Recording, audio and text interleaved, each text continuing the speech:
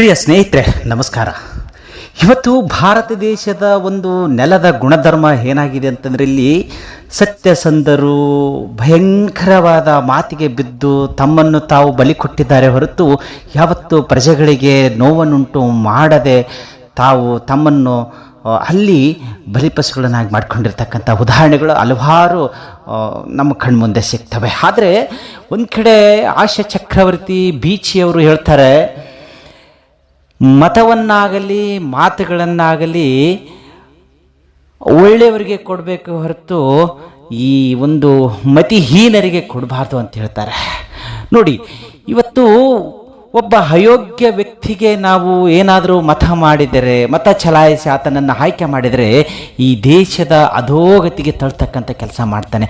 ಅದೇ ಒಬ್ಬ ಅತ್ಯುತ್ತಮ ಸಚ್ಚಾರಿತ್ರ್ಯವುಳ್ಳ ವ್ಯಕ್ತಿಗೆ ನಾವು ಮತವನ್ನು ಮಾಡಿದಾಗ, ಆತನನ್ನು ವೋಟ್ ಹಾಕಿ ನಾವು ಗೆಲ್ಲಿಸಿ ಕಳಿಸಿದಾಗ ಆ ವ್ಯಕ್ತಿ ಈ ರಾಜ್ಯದ, ಈ ದೇಶದ ಪ್ರಜೆಗಳ ಕಷ್ಟ ಸುಖಗಳಿಗೆ ಭಾಗಿಯಾಗ್ತಾನೆ.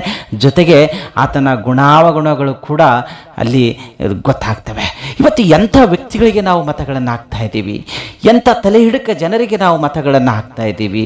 ಇವತ್ತು ಅದೆಷ್ಟೋ ಹೆಣ್ಮಕ್ಕಳ ಜೀವನದಲ್ಲಿ ಆಟ ಆಡಿರ್ತಕ್ಕಂಥ ಮಹಾನ್ ನಾಯಕರುಗಳು, ತಲೆತಲೆಮಾರುಗಳಿಂದ ರಾಜಕೀಯ ವ್ಯವಸ್ಥೆಯಲ್ಲಿ ಬಂದಿರತಕ್ಕಂಥವ್ರಿಗೆ ನಾವು ಮತದಾನ ಮಾಡಿ ಮತ್ತೆ ಅವರನ್ನು ಗದ್ದಿಗೆ ಮೇಲೆ ಕೂರಿಸ್ತಾ ಇದ್ದೀವಲ್ಲ, ಇದು ನಮ್ಮ ಪ್ರಜಾಪ್ರಭುತ್ವ ವ್ಯವಸ್ಥೆಯ ದುರಂತ ಅಲ್ವಾ? ನೋಡಿ, ಇದು ಎಷ್ಟೊಂದು ವಿಚಿತ್ರವಾಗಿದೆ ಅಂತಂದರೆ, ನಾವು ಮಾತು ಕೊಡಬೇಕಾದಾಗ ಎಂಥ ವ್ಯಕ್ತಿಗೆ ನಾವು ಮಾತುಗಳನ್ನು ಕೊಡಬೇಕು, ಅವರು ನಮ್ಮ ಸ್ನೇಹಕ್ಕೆ ಅರ್ಹರೋ ಅಥವಾ ನಮ್ಮ ಜೊತೆಗಿನ ಸಂಬಂಧ ಮಾಡಲಿಕ್ಕೆ ಯೋಗ್ಯ ವ್ಯಕ್ತಿನ ಅಂತ ಅನ್ನೋದನ್ನು ನೋಡಿ ಅವರಿಗೆ ಮಾತು ಕೊಡಬೇಕಾಗತ್ತೆ. ಅದೇ ಜೊತೆಗೆ ಯೋಗ್ಯ ವ್ಯಕ್ತಿಗೆ ನಾವು ಮತವನ್ನು ಕೊಡಬೇಕಾಗುತ್ತೆ. ಅದಕ್ಕಾಗಿ ಬೀಚಿಯವರು ಅದ್ಭುತವಾಗಿ ಯೋಗ್ಯರಿಗೆ ಮಾತ್ರ ಮತ ಮತ್ತು ಮಾತು ಕೊಡಬೇಕಂತ ಅನ್ನೋ ಮಾತನ್ನು ಹೇಳಿದ್ದಾರೆ ಅಲ್ವಾ?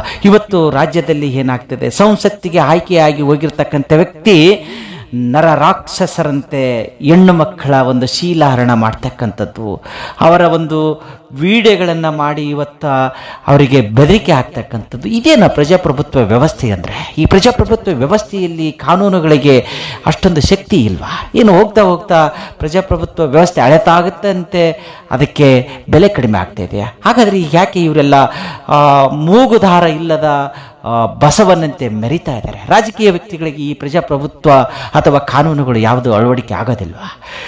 ಸಾಕ್ಷ್ಯಗಳ ನಾಶ ಮಾಡುವಲ್ಲಿ ಬಲಿಷ್ಠವಾಗಿ ಓಡ್ತಕ್ಕಂಥವ್ರು, ಯಾವಾಗ ತಪ್ಪಿತಸ್ಥ ಅಂದರೂ ಕೂಡ ನಾನು ತಪ್ಪಿತಸ್ಥ ಅಲ್ಲ ಅಂತ ಸಾಬೀತು ಮಾಡಲಿಕ್ಕೆ ನಿಡ್ತಕ್ಕಂಥವ್ರು, ಅಂಗೈ ಉಣ್ಣಿಗೆ ಕನ್ನಡಿ ಹಿಡಿತಕ್ಕಂಥ ಜನಗಳಿಗೆ ಏನು ಹೇಳಬೇಕು?